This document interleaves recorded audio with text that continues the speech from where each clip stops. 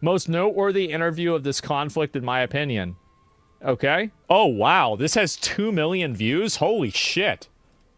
Okay, yeah, no, we'll watch this. All right. Yeah, I didn't realize this was that big. He's a Giga Chad? Yeah, I had no idea. It was a day ago. Yeah, exactly. Let me just start by asking you a very simple question. Are India and Pakistan on the brink of all-out war? I certainly hope not. Certainly India has no interest in that whatsoever. All India wanted to do was to make it very clear that people from Pakistan can't just come across the border, kill innocent civilians who are just enjoying a tourist holiday and walk back across without having to pay a price for it.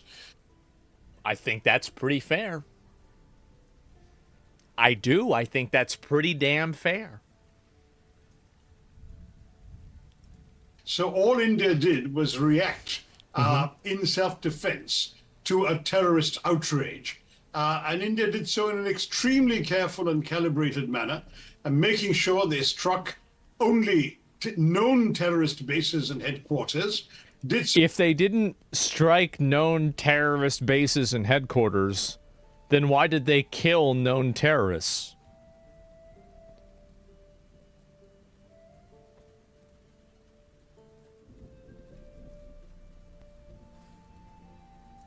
Only at night, when there were likely to be no civilians wandering around the streets, and did so while very carefully avoiding striking any government or military installations in Pakistan. If Pakistan chooses to stop its unnecessary provocations, India will not act. I'm quite sure about that. There is no proactive military engagement coming from the Indian side beyond the attacks in reprisal to the terrorism. Nothing at all. Okay, Dr. Thoreau, you raised lots of points there. Let me pick up on one of them. You say India's response has been precise and restrained. Yeah. But according to the reports we've seen, children are amongst the dead in the attacks in Pakistan. Oh, yeah, because they put themselves in residential areas. They're terrorists, and they do this for political means. So attacking them looks bad internationally, so there's an additional cost with attacking them. That's what they're doing. They're obviously doing this, duh. A mosque was destroyed. I mean, can we really say they've been precise and restrained? Yeah. These are extremely well-known terror bases. The headquarters of the Jaish-e-Mohammed in Bahawalpur and the headquarters of the Lashkar-e-Taiba in Muridke. These are not innocent places. If there were sadly any civilians staying there, there were families of terrorist leaders or those training to be terrorists. I'm really sorry to say this. There's no question in my mind that India would have been very happy to merely dismantle the terrorist infrastructure rather than even take a single human life. But the fact is that these are places known and listed not just by... That's also a really good point, is that, like, yeah, it's not like they're trying to kill the innocent people, whereas the terrorists do. That's their goal. The goal is killing innocent people for terrorists. The collateral damage is killing innocent people for non-terrorists. Indian pretty big difference. Authorities, but by the international intelligence community. The agencies concerned are proscribed on the sanctions list of the United Nations Sanctions Committee. They are in no way innocent places, schools or mosques or homes. These are, unfortunately, places where terrorists are trained, financed, equipped, and dispatched to kill innocent civilians in India. That's what India was reacting to. So you're suggesting the Pakistani government sponsors these organizations. I don't know what you think the motive would be for Pakistan to do such a thing. They're also asking me every time I put this question to them, what's the evidence? What's the evidence, sir? What's the evidence? Well, how about the fact that the Pakistani army generals went to the funeral of the terrorists? Like, I feel like that's kind of a pretty big one, right? Well, as far as evidence is concerned, don't forget that Pakistan is a master of denial. They denied having anything to do with the Mumbai attacks that killed 170 people on 26/11/2008 until one of the terrorists was caught alive and the Pakistanis had to admit that he and everything he said came from them. They denied even knowing where Osama bin Laden was until he was found in a military encampment not far from a Pakistani army base inside Pakistan. Yep. This is the Pakistani route. It's constantly show us the evidence. Well, I mean, the fact is, there is enough circumstantial evidence and there are intelligence intercepts on the basis of which India is acting. And India has absolutely no other reason to do this. Let's understand something very clearly, Tom. India is a status quo power. It wants nothing that Pakistan has. It is focused on growing its economy, improving its high technology, providing a future for its young people. It is entirely happy to be left alone by Pakistan, and it'll leave Pakistan alone. They don't give a fuck about it. Pakistan is a revisionist power. It claims territory India holds. It is a bigoted power that wishes to take over parts of India on the grounds that the people living there happen to share the same religion as the Pakistanis. Well, there are 200 million Indian Muslims who share the same religion as the Pakistanis. That's true. Do they want to take them all over? It's a preposterous approach that the Pakistanis have been adopting. They have been deploying terrorists for 30 years in pursuit of their desire to, quote unquote, bleed India by 1,000 cuts and to capture the territory of Kashmir. They're not going to get it. Well, they already annexed, Pakistan already annexed part of the territory of Kashmir, too. I mean, if like what I looked up earlier was accurate, it seems like it's true. For 30 years, they're going to fail for another 30. Then the sad, sad lesson that they must learn and have failed to learn. This guy sounds like the Indian version of David Attenborough. Is that terrorism is not the answer. Killing innocent civilians will invite reprisals, and we are scaling up the reprisals with each outrage. In 2008, after Mumbai, India tried diplomacy, tried grey-listing Pakistan, tried blacklisting the agencies concerned in the Sanctions Committee. Some years later, when there was an attack in Pathankot, the Prime Minister even invited the Pakistani intelligence to join the investigation of the attack. They came and they went back to Pakistan and said, oh, the Indians did it to themselves. That was the last straw. The next terrorist attack, India sent a squad across to attack the very base from which the attack had come. Okay. The next terrorist attack in Pulwama, India did an airstrike. That's a lot of terrorist attacks. The next terrorist attack, this time in Pahalgam, Kashmir, India hit 9. How much longer do the Pakistanis want to play this game? India is prepared to play it. But India is much happier to be left alone. But one thing you put on Twitter, I just want to ask you about it because I was curious myself. You've praised on the application X the code name Operation Sindoor, which has been launched by India. You've said it's a brilliant name. Just tell us why it's significant and why you think it's such an appropriate name for this military operation. Sindoor is the vermilion reddish mark that women who are married put right there in the middle of their foreheads when they part their hair. Okay. And the image that was seared into the nation's consciousness after the terrorist attack in Pahalgam was of a newly wedded, now newly widowed bride on her honeymoon, kneeling disconsolately by the body of her slain husband. Yeah. Weeping. In other words, a terrorist attack had wiped the sindoor off her forehead, because only married women wear it. It was a very emotional. So that was the one where they killed her husband and they didn't want to kill her because they wanted her to like tell everybody what happened. Term. I think that's the one he's talking about. Of what had happened and why this action was necessary. That innocent civilians, including this young woman, and by the way, a few other women who were widowed in the process of the same attack, had all experienced. Let's try to be optimistic for a moment. In a grave crisis, there is sometimes an opportunity to iron out some of these nearly 80-year-old issues that exist between India and Pakistan. Do you have any optimism shakes his head. that we could perhaps turn this into an opportunity? Look, first of all, as far as the present crisis is concerned, there is no need to call upon India to exercise restraint because India is already exercising restraint. It has announced it will not initiate a single military action, but it will react if there is military action imposed upon it. So all the international community needs to do is to get Pakistan to behave, is to tell them to stop attacking. The moment they stop attacking, the moment they can find any excuse to claim their honor is satisfied, that would be the end of that. Okay, But so if Pakistan wants Pakistan since then has announced that they've won the war.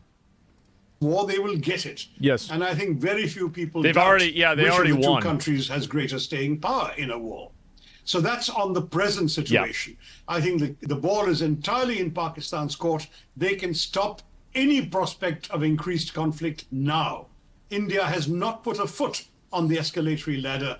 Pakistan has. So that's the first and most important thing to understand.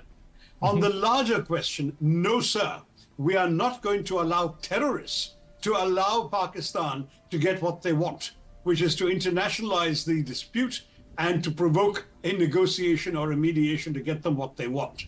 What terrorists have failed to... Yeah, if you do that, then they're just going to do more terrorism. Yeah, you can't feed that because then it just makes it happen more. He's achieve, right. They are not going to get. It's as simple as that. We could have talked to the Pakistanis. I mean, many, many occasions we've tried to talk to them. There were the famous back-channel negotiations for 4 years between Prime Minister Manmohan Singh and General Musharraf. The truth remains, however, that every time these processes of talking have been ended by a Pakistani terrorist attack. No one in India has any inclination to talk to the Pakistanis while they're pointing a gun at our heads. Dr. Tharoor, who can talk to the Pakistanis and talk them down from this situation? Well, I mean, like, if terrorism is such a huge problem over there, wouldn't it be, like, wouldn't the main problem be, shouldn't Pakistan's military try to get rid of these terrorist organizations themselves? Because if they have this huge problem and these people are putting a target on their citizens' back, I mean, I don't know. I mean, like, because that's just what would make sense to me. It's like, if you're against these guys, why wouldn't you want to work with India and get rid of them? I mean, that's what I'm saying. I don't understand that at all. Dude, you have no clue? Surely the obvious answer isn't the correct one. Surely it's not. And help de-escalate. Who would they... There's some... extravagant, crazy justification for why this actually makes sense. Surely it's not the obvious reason. Listen to, because it doesn't sound like there's a huge amount of appetite in Washington to get even the slightest bit involved in this conflict. The Chinese issued a very interesting statement. China is Pakistan's quote-unquote all-weather friend, and Pakistan has for some years now been a de facto client state of China. China controls 30% of Pakistan's debt, on top of which you have the big China-Pakistan economic corridor running through the country, which is of some economic value to China as well. So one would assume that that is one patron the Pakistanis would listen to. China has issued a very interesting statement. So they have to tell China to make them stop? That both India and Pakistan are their neighbors. They don't want to see a war in their neighborhood between neighbors, and they would like there to be peace and understanding and calm. That would make sense. If China gives that message to Pakistan, that might be something Islamabad would be well inclined to heed. Okay, and in terms of the sentiment towards the United States in India, I want to ask you about a piece in... You got to look up why Modi is a racist and a fascist. He's doing this for elections. He silences opposition parties, and he's assassinated their own nationals in Canada. So let me get this straight. Do you think that... do you think... I'm just curious about this. Do you think that Modi is the one who orchestrated the terror attack that killed the 26 people? It's like a false flag. Like India went and killed their own people in order to, make this look bad? I don't know for sure.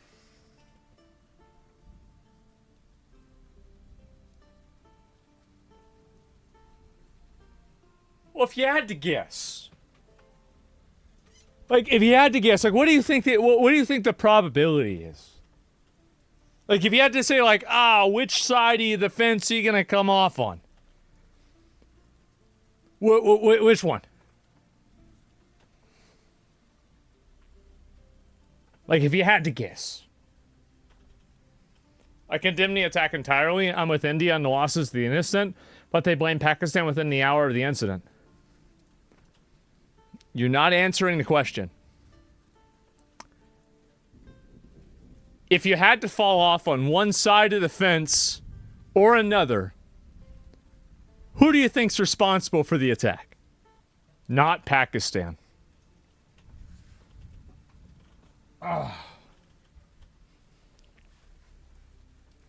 Well, there it is. Not Pakistan. Surely. Surely that's not it.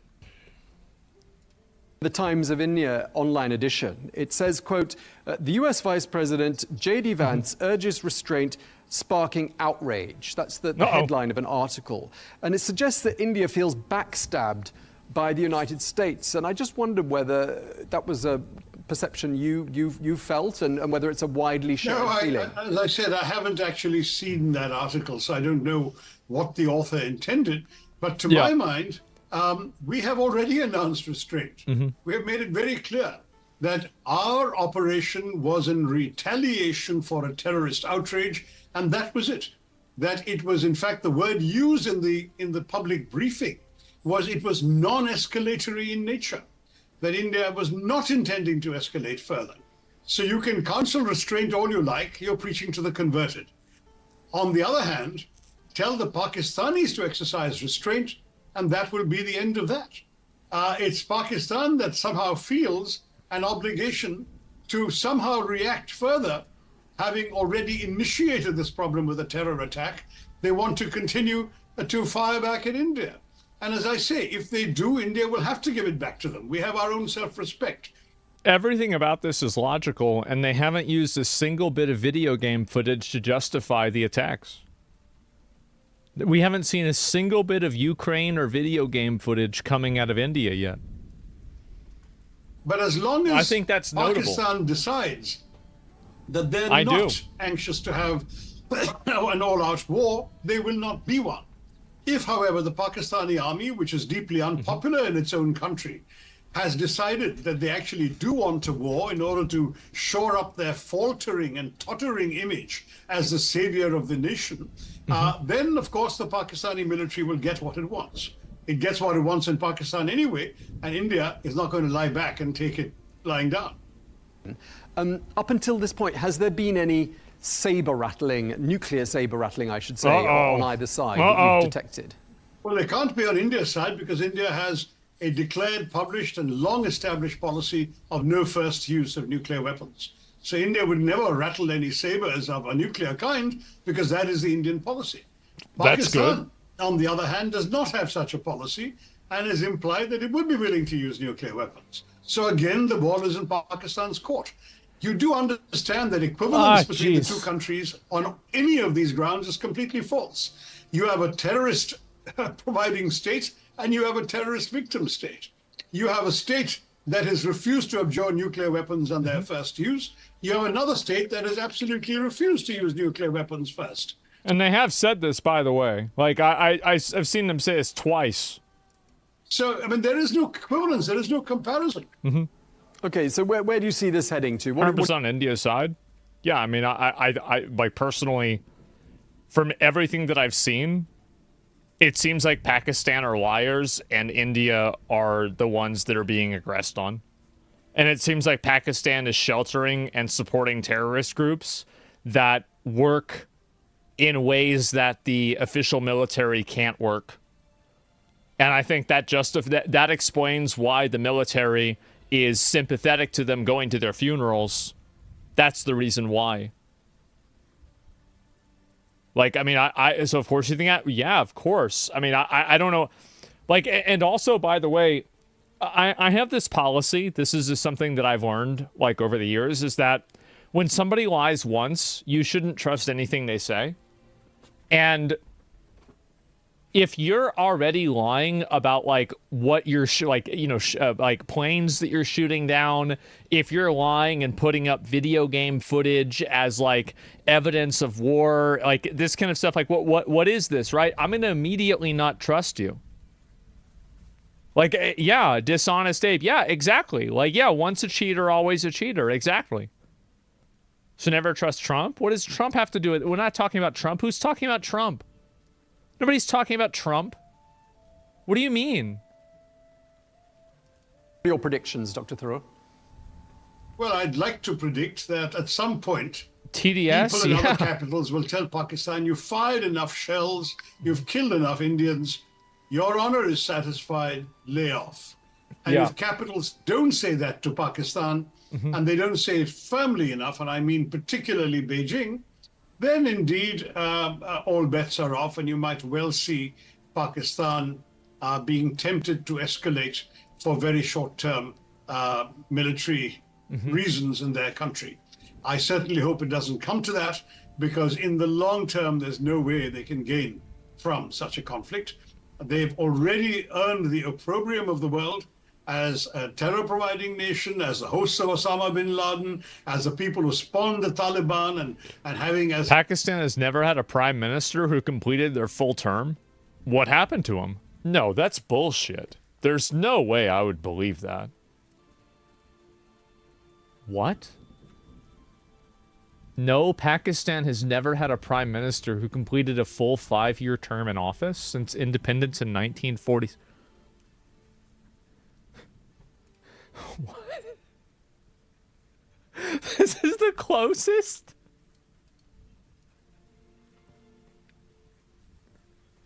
Bro, can you imagine how stressed out you'd have to be? Like being the Pakistani prime minister, you're like, fuck. Oh no. Yeah, bro, I'd be so stressed out. Oh god, it's a shelf life. Yeah, oh my god. Military influence, constitutional powers, political instability. No Pakistani prime minister has completed a full 5-year term. Oh my god. Wow. Hillary Clinton evocatively said, having nurtured vipers in their backyard, they've been bitten by the same vipers they've nurtured. This is a country that really, really needs all the goodwill it can get from the rest of the world.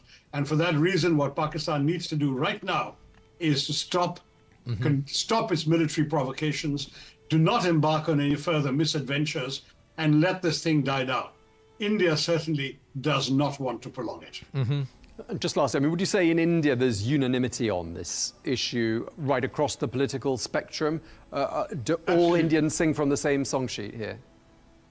Very, very strongly so. And in fact, India, I mean, I speak for an opposition party, and the opposition party, the Congress party, was the first to stand up and say we stand with the government and behind our armed forces in this. That's pretty meaningful. Particular moment of national crisis. We do have domestic political differences. Those will be addressed when the crisis is over. Yeah. Right now, we are all united, and I see very, very little dissent. Of course, there are people who prefer peace to war. So does any sensible human being on the planet. But when war is thrust upon us, it would only be a coward who refuses to fight back. And we will fight back if it's thrust upon us.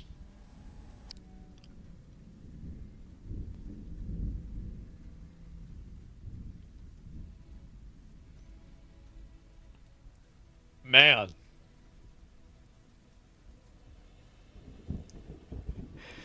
Man, that's a lot. Yeah, it makes sense. Yes, bro, this guy is a G. Holy shit. This was an excerpt from a bigger video. I'm going to link you guys the full video if you want to watch it. But there it is right there. Yeah, bro, like that's some fucking, that's some movie dialogue. God damn. And who was the guy that that this was? Doctor, I'm going to totally fuck this up. Sashi Thedor? I don't know how to fucking say any of these names. But yes, something like that. Dr. Sashi Theodore. That's his name. And yeah, apparently he said it fucking straight. And coolest man, yeah, coolest man alive. Yeah, I that was really good, man. That was really good. I didn't expect that at all. And a lot of more warmongers here cheering the way to nuclear annihilation. I don't think that anybody's cheering that at all. I think that there's a lot of people that they see this happening and they're like, I think the people that are creating the people that are creating the pathway to nuclear annihilation are these terrorist insurgency groups that are seemingly being allowed to exist by the Pakistani military. They're the ones that are making this happen more than anything.